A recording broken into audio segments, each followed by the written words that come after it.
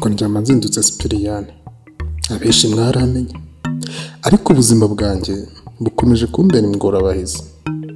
Sinzi nimba nababera ikibazo cyangwa ngomba kubabera igisubizo.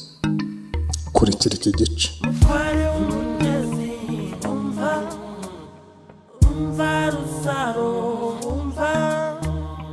Kamata zile nguruwe zako genda uzigurishe amafaranga ava mu yazane nkucumbikire kama nataka cumbi.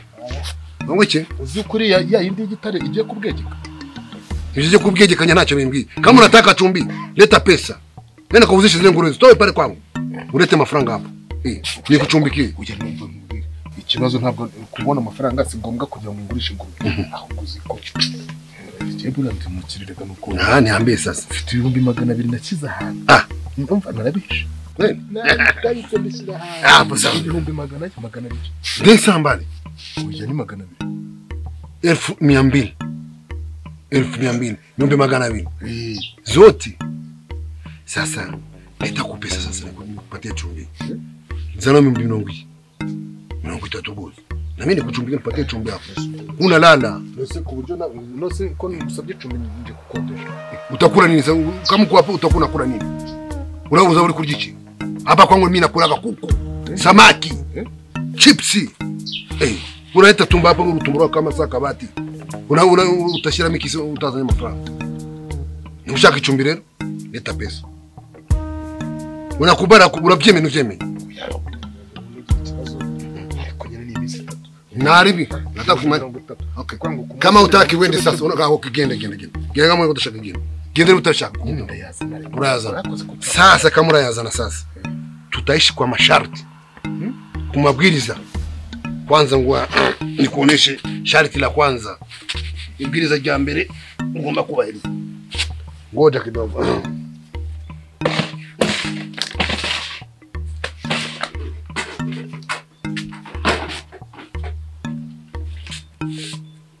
Kwanza, kazi ya kwanza ni kuosha vyombo. Kuoza masahani. Haya yote Ndyamanzindutse nkogereza amasahani. Haya, rudia kwako sasa. Subiri wawe nimutashaka ichumbi. Fanya haraka. Tena kwe mpya kabisa. Unasikia? Kamata na maji na sabuni kwa hapa. Kamata na sabuni wale. Unayakunywa? Wayaguzie sura yangu wayaguzie. Unaanza sasa kuna nini? Kamata na sabuni wewe kosha vyombo bana. Usi vyombo ndakufukuza. Fanya haraka bana. Wewe kwanza ninge kuna mtu ananiita pale.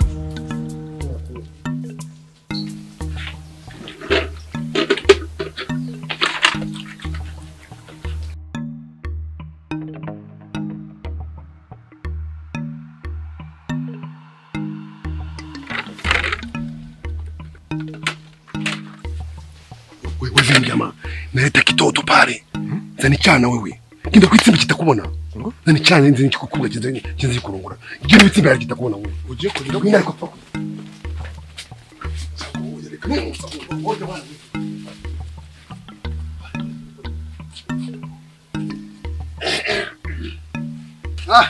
Dada. Karibuni. Karibu. Sweetheart. Karibuni sana. Yala. Nakupenda. Pilisheri wangu. Karibuni. Mimi nakupenda. Nasikia roho inadunda. Nibyo. Nasikia kizunguzungu juu nikukamata hivi. Hapa poa kabisa. Nasikia butamu nzuri sana. Nange narikumbe cyane. Karibuni sana. Usiona shida. Kila kitu ipo.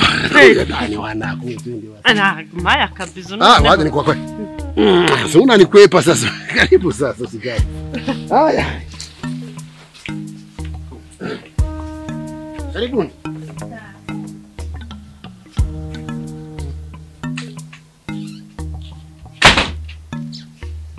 Oh Maman Lusalo, Maman Lusalo ndagukunda, je t'aime trop beaucoup Maman Lusalo. Nakukele sikukutane pale process. Nakuga muje unza kujana kuwa. Iwapi? Na Lusalo na murumuna we Messi. Ndabakunda. Hakujana kumazi Maman Lusalo. Ukoga ngakugore na telefone. Allô Maman Lusalo. Oui. Présente. Oui, Mama Rusalo. Telefone yawe akira ariko ndayigo. Mama Rusalo. Mario.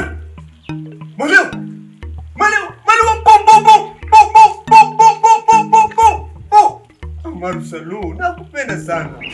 Mama Rusalo. Je t'aime trop. I love you.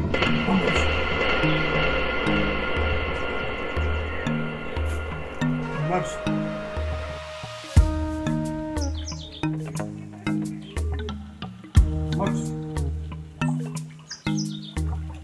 Hagan mo mami. Hagan mo mami. Barsa.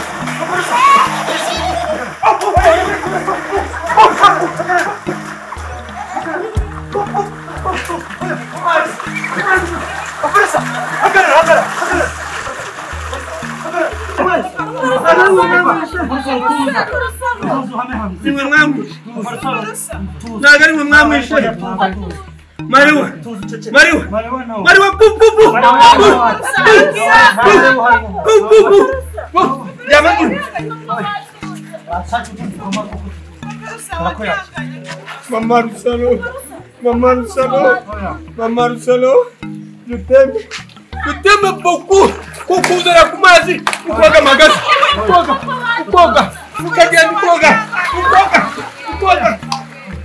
Kukoga. Mama Rusalo, I love you.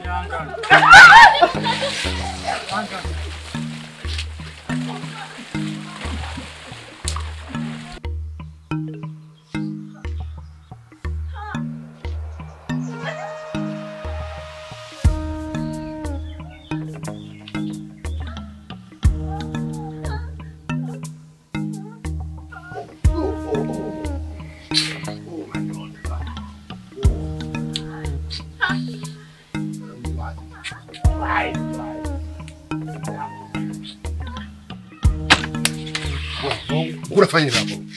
Unafanya nini? Unarunga hapo. Unachunguza nini? Ulimumviriza cyane. Unaanza sasa. Utaje kumviriza? Basi nakugiye kunuma. Tena wewe utakufukuza wewe. Nitakufuza kwa nyumba yangu. Kazi yako umemaliza. Waangisha kazi wao. Woche. Nini sisi? Wewe jamaa. Genda ufanye kazi yako maliza. Fanya kazi yako. Mimi nikufukuze. Nafikiri kula byangu ni kukula tu. Sheri wangu. Kwa angalia mjinga hapa kisi anarunga hapa. Juu kama anaangalia nini? Tuko tuna furaha zetu. Unachoma angalia.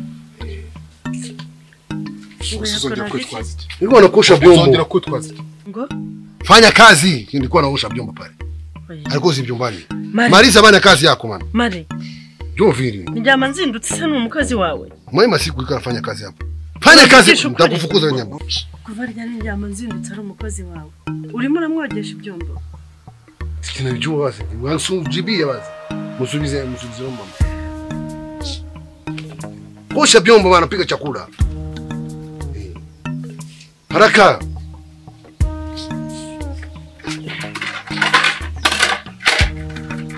Unaangalia nini sasa? Fanya haraka. Ukija kuzana nini? Na nyanya pale na sauce tomate pale kubotisha. Harakisha. Na ile gazi wewe unawakisha gazi kama nani? Unatakaze huwa za mashara. Takufukuza wewe. Ngagi sikina angalia.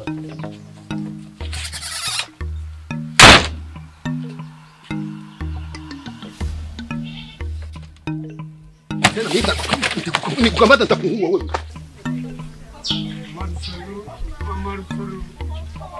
I love you. Tukagenda tukajya ku mazi tukoga Mama Rusalo wanjye na Rusalo na murumuna ku mazi tukoga tukajya gukina tukagera imodoka ya Mama Rusalo bu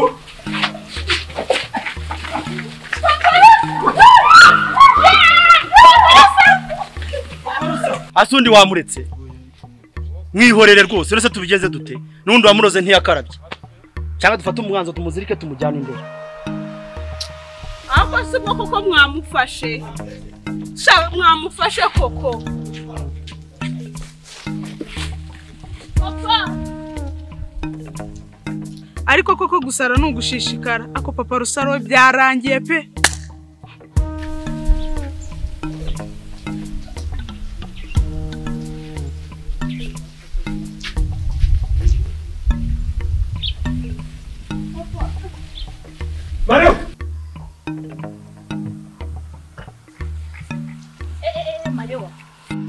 areba ndashaka mama. Unasemaje? Umugabo w'umukome gusa w'umurozi w'umwicanyi ndavuze ngo ndashaka. Ngwiki? Ndaguhanya ko kare wakara. Niwe nshaka nyine. No shaka kuvuga ko ibyo wakoze ntabizi. None amaduri muri quartier ndo yantu. Ndabizi neza ko ari wowe wishe mama. Ngenda kubwira icyo nshaka ni mama. Namuma ntago mumva. Mama yako? Unatafuta mama yako? Waramubuze? Sasa wacha nikwambie. Mama yako, mama wako. Mwibagirwe. Reka yumve. Mungu nawe mu gihano. None reka mubwire. Ibintu ni bibiri ubu ngubu. Urampereza mama cyangwa umujyane mu bintu. None wovuga aho wamushize. Nafikiri mimi nakuogopa. Rusa. Ntabwo urabona mama wawe. Mubona se mukuye he? Ntabwo ari uyu mugabo ngenza ahantu yamushize. Uri kubona ari kumumpa. Uyu nguyu niwe bajyanye. Yarakwanze uramuroga. Rero sinzi ikintu kuri cyo kiramuziga. Unkubita. Ucyaka ibyo yakoze mama wabinkora. Ndavuze ngo ndashaka. Unataka nini? Nshaka mama. Niwe nshaka nyine. Wamumaye se nyine kandi niwe nshaka mumpereza. Niwe nshaka mumpereza. Niache wewe. Utakupiga wewe.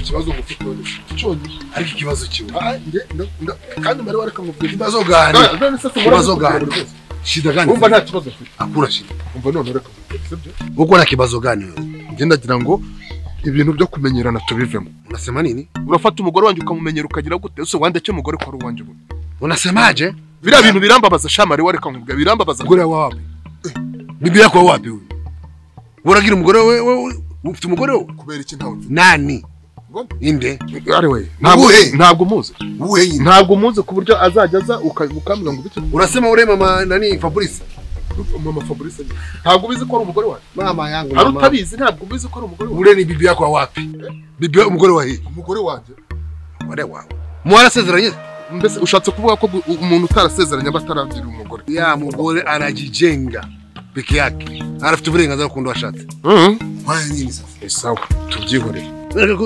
kwa ulienda ukalala naye ukafanya byako ulifikiri njo utampiga wewe peke yake niwe warazi kari umugabo wenyine se umva nkubwira ari hari igihe uzabibona ko imizinga ishobora kuvamo imyibano nibiba ngombwa wewe wacha bana umugore wako urandababara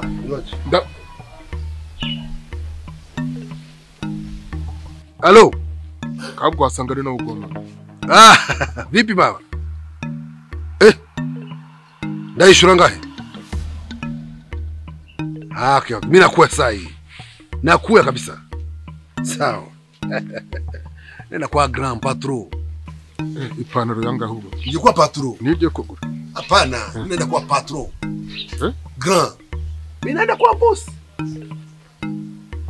mazahabu hayo majiama una sasa sikia nikwambia jamaa leta zile pesa zangu mafranga yenye ayi mafaranga gani ayi mafaranga harayi wamaye basi unafikiri kuishi kunyumba kwangu kuba mu rugo rwanjye nukobera ubunusi ya ndetse nakubwira sasa wewe gucumbikia se njo unataka kunikula pesa zangu nayo mafaranga mimi ninde anakaongea kwigurira mimi na mafaranga ndera yame sasa sangahe sisema uko na 200 ese nimba nyafite ose nipate zira 30 zangu 30 byanyu urangurizamo nandi make ndabangwa ibihumbi 2 unasemaje ndabangwa ibihumbi 2 nose ubwo ngubwo bundi ama mafaranga 30 uko na ngapi kwanza ufite ngahe 200 se aha ariko rero ngoja kwanza utanipate zira 30 zangu unikopeshe za zingine urangupana yandi make ningura kama ari nitakurudisha bana kwaga wewe tugenda mureka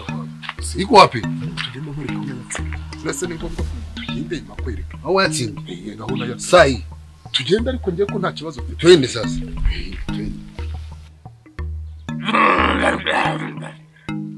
mama rusaro wanje nakugurishya cyakajya Warangiza ukayisiga amavuta ngo byose ngakukunda mama Rusaro njya gukunda mama Rusaro ndagukunda mama Rusaro kabone mareba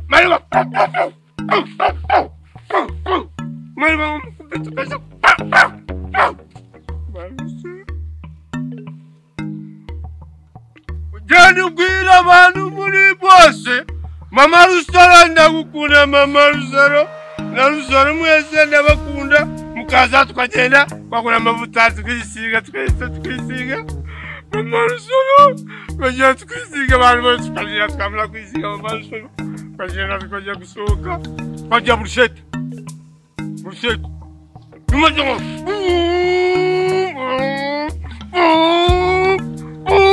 twagata tukagenda mama Rusaro tukagera mu mazi twoga mu mazi twoga tukabona Mareba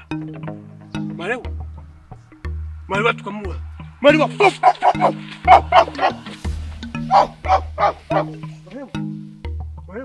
iyi nda igihe nayitereye hakomba gushira amezi angahe 6 ariko nizi saha mama yangu miezi tisa urambarira uco wayinteye wowe miezi 6 ayonekana umva ndashaka kumenya uratwite ntutwite mubazi bitari ibyo uno munsi noneho reka nze nguhereza ukuri kwambaye ubusa njya manzinda reka nze nguho kuri kutari bivumbi ngaho urabona atajya kurwana reka nze nguhereza ukuri urabona atajya kurwana rero kuna muziritse Mari urabibona sukuru ushaka se nta mwana urimo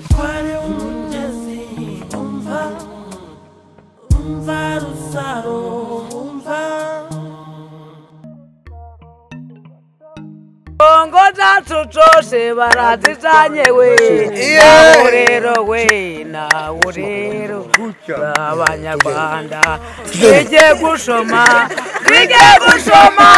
kwandika abanyarwanda twese dufatanya intego yacu ori bonso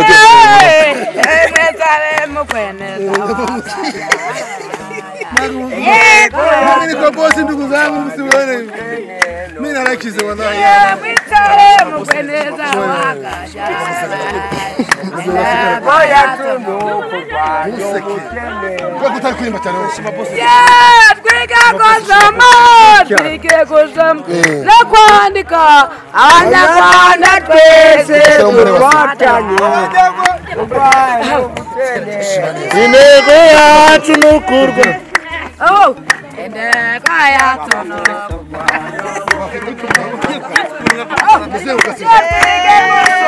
Kuba